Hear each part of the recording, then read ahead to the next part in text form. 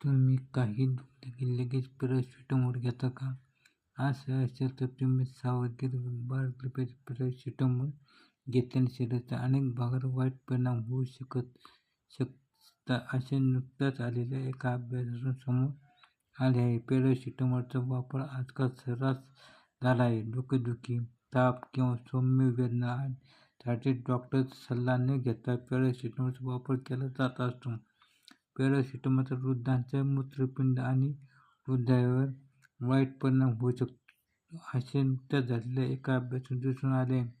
पॅरासिटामॉलचा हे अंगदुखी आणि ताप कमी करण्यासाठी औषध आहे. यामुळे मेंदूतील रसायनांचा प्रभाव कमी होत असतो, ज्यामुळे वेदना आणि ताप येतो. हे सहसा सौम्य वेदना, ताप, मायग्रेन आणि संधिवातामध्ये दिले जात असते. मात्र हे मर्यादित प्रमाणात घ्यावे. ओव्हरडोससाठी किंवा दीर्घकाळ हे औषध घेतल्यास शरीराच्या अनेक महत्त्वाच्या अवयवांचे नुकसान होऊ शकते. ब्रिटनमधील नॉटिंगहम विद्यापीठाच्या संशोधकांनी आपल्या अभ्यासात असे सिद्ध केले आहे की पॅरासिटामॉल जास्त किंवा दीर्घकाळ वापरल्यामुळे पचनसंस्था आणि मूत्रपिंडावर वाईट परिणाम होऊ शकतो. पॅरासिटामॉलचे सेवन वृद्धांसाठी धोकादायक ठरू शकत असते.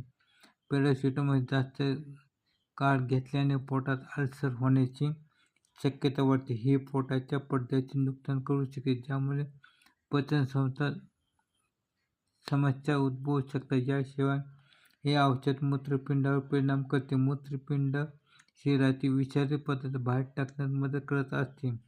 परंतु पॅरासिटामॉलच्या सतत वापरामुळे मूत्रपिंडावर दबाव वाढू शकतो. वृद्धांमध्ये मूत्रपिंडाचे कार्य आधीच कमकुवत असते, म्हणून पॅरासिटामॉल घेतल्यास ही स्थिती बिघडू शकते. पॅरासिटामॉलचा परिणाम केवळ पचनसंस्था आणि मूत्रपिंडापुरता मर्यादित नसून त्याचा परिणाम हृदयावर होत असतो, असे अभ्यासातून नमूद करण्यात आले आहे. वृद्धांमध्ये पॅरासिटामॉलचा सतत वापर केल्यास हृदयरोग धोका वाढू शकतो. पॅरासिटामॉलमुळे रक्तदाबावर परिणाम होऊ शकतो, ज्यामुळे हृदयावर अधिक दबाव पडतो. ज्यांना आधीच हृदयाशी संबंधित समस्या आहेत त्यांच्यासाठी हे औषध अधिक धोकादायक ठरू शकते. आपण डॉक्टरांच्या सल्ल्याशिवाय पॅरासिटामॉल घेऊ नका. पॅरासिटामॉल औषध दीर्घकाळ घेणे टाळा.